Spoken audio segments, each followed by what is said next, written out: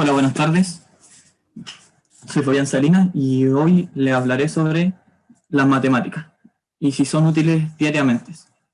Primero me gustaría comenzar preguntándole, ¿ustedes creen que son útiles para el tiempo que la estudiamos en la educación? Primero me gustaría comenzar con ¿qué son las matemáticas? La matemática es una ciencia formal exacta que estudia propiedades de las estructuras abstractas, relaciones entre entidades, ya sean números, figuras geométricas, glifos, símbolos y entre otros. Pero a mí me gusta más una definición que dio René Descartes, que dice, la matemática es la ciencia del orden y las medidas, de las bellas cadenas de razonamientos, todos sencillos y fáciles. Ya. Todos comprendemos cómo funcionan las matemáticas en nuestra vida. Por lo general la ocupamos para cosas sencillas como calcular cuánto vamos a ocupar en el negocio, cosas así. Pero ¿cómo a nosotros se nos imparte en la educación las matemáticas? El plan de estudio que seguimos por lo general es que empezamos en la etapa de el jardín a kinder alrededor, donde se nos enseñan por lo general las figuras geométricas y los números. Después pasamos a la etapa de la educación básica, que abarca desde primero básico hasta octavo, en la cual se nos enseñan progresivamente las sumas, todo lo que son operaciones básicas, suma, resta, multiplicación, división, los porcentajes, desigualdades. Por lo general esta etapa es súper básica, ya que solamente la tratamos con números y operaciones entre ellos. Pero entrando a la educación media, que abarca desde primero a cuarto medio, todo se empieza a complicar, ya que empiezan a entrar las letras como factores, los cuales se ven reflejados en las ecuaciones, en la incógnita, en el teorema de Pitágoras, en las funciones, en la sumatoria. Todo aquí empieza a ser un poco más complicado, pero si uno lo ve de manera objetiva, se nos va desde el comienzo de la educación haciendo progresivo el avance. Y en la educación universitaria no todos tienen esta rama de la matemática, ya que no es necesaria para todas las carreras, pero aún así hay cosas intrínsecas de la matemática en ciertas carreras, como la medicina, para los medicamentos, cosas así. Pero para las personas que imparten matemática en la universidad, se le enseña la matemática estadística, los límites y las derivadas. Sabiendo nuestro plan de estudio, ¿cuáles son las habilidades que tenemos en Chile las personas? La OCDE, la Organización del Desarrollo Económico y la Cooperación, hizo un estudio en el 2009 para las personas entre 15 y 65 años de edad. Y los datos que recopiló fue que el 36% de la población tenía un nivel de suficiente en las habilidades matemáticas. El 2% tenía un nivel alto de habilidades en las matemáticas. Y el 62% de la población tenía un nivel mínimo. ¿Ya? También hizo otro estudio en el 2012, en el cual se evaluó a la población por clase social. Y se reflejó que la clase social alta tenía un mayor nivel de habilidad en las matemáticas. No me gustaría estigmatizar a la población diciendo que uno es necesario tener plata para saber más de conocimientos, sino reflejar que un nivel mayor de estudio ayuda a tener una mejor comprensión de las habilidades y poder tener un mayor control sobre las matemáticas. Los datos que me gustaría que nos guardáramos serían que el 2% de la población de los chilenos entre 16 y 65 años tienen un dominio alto de las matemáticas y el 62% un dominio mínimo. No me gusta ser pesimista, pero prefiero no conformarme con un 32%. Y la manera más fácil de comprender estos datos es decir que solo 5 de cada 10 chilenos pueden resolver ejercicios básicos de matemáticas.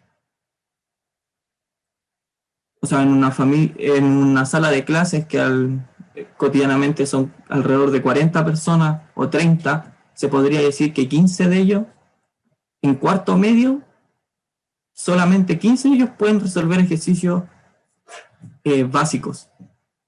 Y el otro 5 puede resolver ejercicios de nivel medio o tal vez alto. Pero ¿Será solo Chile el que está mal?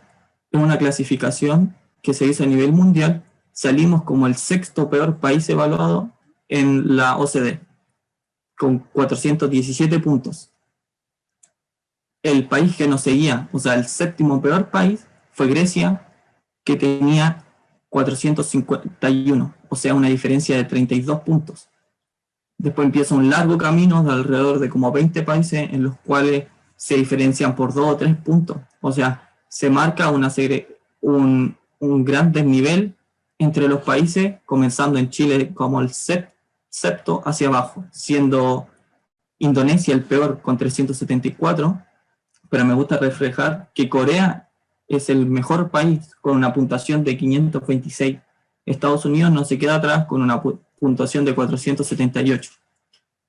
Pero los países que pertenecen a la OCDE y son de Latinoamérica, por lo general su promedio está entre los 350 y los 420. No es mayor a eso. O sea, se podría considerar como un resultado a estos análisis de que la desigualdad educacional es variante en esto. Pero ¿qué razones existen para estudiar las matemáticas? Como comentaba mi compañero Fernando en su presentación, el administrar tu dinero es importante. Y una manera de hacerlo es comprendiendo las matemáticas y cómo funcionan, sabiendo diferenciar entre las promociones, por decir así, falsas que hacen en algunas tiendas o las que realmente hacen una diferencia y te ahorra un dinero. También para manejar tus cuentas y poder tener un dinero extra para poder ocuparlo en una distracción. Para las personas que hacen construcción también o bricolaje, es muy útil la matemática, ya que esta se requiere de precisión, ya dado por la medida y los ángulos de la pieza, y se podría decir que es como la función principal, ya que eso le podría brindar estabilidad a las construcciones que uno hace. También para el pensamiento crítico. El hecho de poder desarrollar ejercicios complicados de matemática y esto ensayarlo y repasarlo ayuda a tener una agilidad mental, la cual te ayuda tal vez a procesar cierta información en la vida diaria. También se podría haber reflejado en los emprendimientos. Saber matemática y querer emprender se podría relacionar, ya que así no dependes de un tercero que te diga, oye, sabes que esto es bueno, sino que tú sabes en lo cual vas a poder recibir una mayor ganancia por tu producto y si es rentable para ti hacerlo. Pero, ¿qué consejo hay para aprender mejor las matemáticas? Estos son de mi experiencia propia, ya que en la educación básica yo era muy malo y ahora en la educación ya universitaria se podría considerar un nivel más que suficiente de las matemáticas. Y esto lo hice solamente con practicar. No solo basta con hacer lo que te dan en la clase, sino si puedes eh, replicar los ejercicios de manera diferente de los que te pasaron en la clase y ensayarlo y hacerlo una y otra vez, esto te va a ayudar a identificar en las áreas que eres más débil y así fortalecerlas. También errar. No solo, no solo es practicar en tu casa y hacerlo solo, sino estar en la clase y recibir esa retroalimentación del profesor que te puede brindar. Esto ayuda a desarrollar mayor tu agilidad y poder identificar los patrones en los cuales tú te equivocas y así poder identificarlos. También los conceptos básicos son muy importantes, ya que uno cree que las matemáticas superiores como las ecuaciones, la sumatoria y algo así, salen de la nada, pero no son así, son maneras simplificadas o acotadas de escribir las cosas. Por ejemplo, las multiplicaciones es una forma acotada de sumar reiteradamente una cantidad. También los exponentes, la sumatoria son maneras acotadas de hacer una suma de un número muchas veces. El vocabulario matemático también es otro factor importante, ya que a veces los profesores ya en un nivel más avanzado de las matemáticas, como ya sea la educación media o la educación universitaria, ocupan terminologías que uno no alcanza a comprender o tal vez eh, la ignora, pero al hacer un estudio en un libro o querer aprender un proceso matemático de un libro, esto siempre se explica mediante el vocabulario matemático. No sé, pues te hacen, en este momento no se me ocurre uno, pero no sé, permutación o derivar, uno lo asocia por lo general a los números, pero por lo general en las explicaciones te lo hacen de manera verbal y después te lo hacen de manera numérica, pero sería mejor aprenderlo de la manera con el vocabulario, así al estar escuchando a la profesora puedes desarrollar el ejercicio al mismo tiempo y no es necesario estar prestando la atención directa. Buscar nuevas aplicaciones. A veces el hecho de querer contradecir a los profesores es importante ya que ellos te enseñan de una manera, pero no necesariamente esa es la única. A veces uno tiene una noción y cree poder hacerlo de otra manera y practicarlo e intentarlo sería muy bueno ya que podría ser una manera más fácil de hacer tus problemas. Y por último, comprender. No solo basta con hacerlo mecánica, o sea, decir 2 por 2 es 4, sino entender por qué 2 por 2 es 4.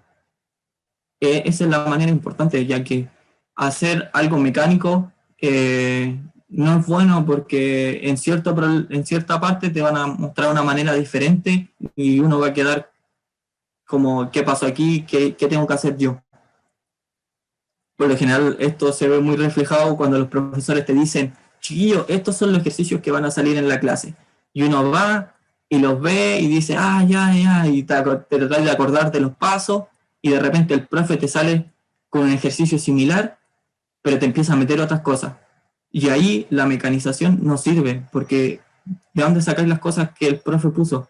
Tú vayas a seguir hasta los pasos que te acordáis del ejercicio que hiciste tú antes, pero del nuevo no vayas a saber y comprender te va a ayudar a unir ciertos factores diferentes y poder desarrollar problemas así. Me gustaría finalizar con una cita que hizo Galileo Galilei, que es: la matemática es el alfabeto con que Dios escribió el mundo.